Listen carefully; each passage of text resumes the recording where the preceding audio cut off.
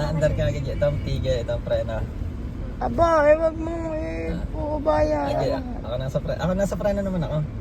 Itong tama magkabilang paa mo sa ano. Nasaan ka? Ayan. Tatanggalin mo lang ang paa mo sa ano, sa andar pag gusto mo bumagal. Hindi kailangan masyado yung preno.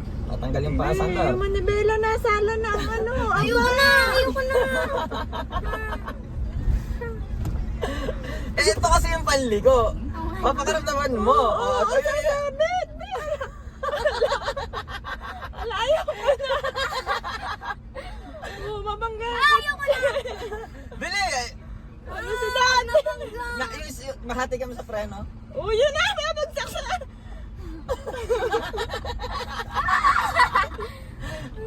Ang galing Kasi pindutin kan.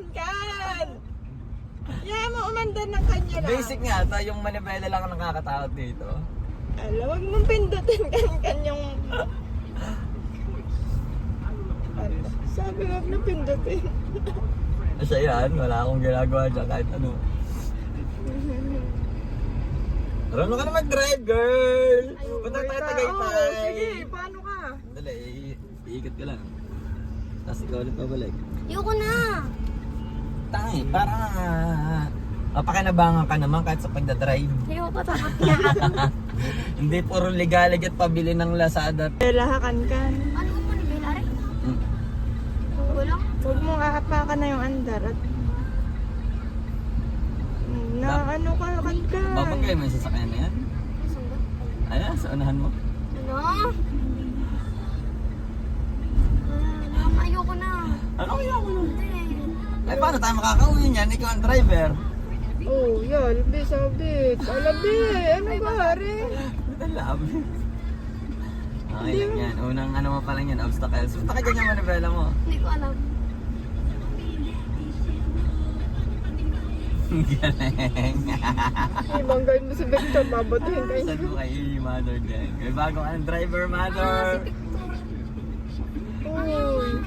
Kumisod ka. Oh, ano ka, Hari? May pumapagay mo si Victor. Ba't papunta doon ng manibela mo? Ang luwag dito sa Gedli. Tawag ka. Ayan o. Oh, interesting.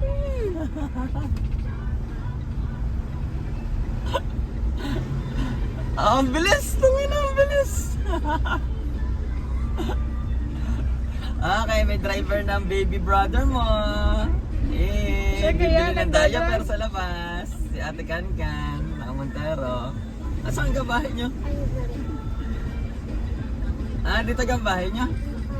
Abito ka na, Tigil. Ayoko rin. Pagka-preno, ang gagawin mo, itataas mo to. Okay. Alis. Park. Preno. Alis. Park.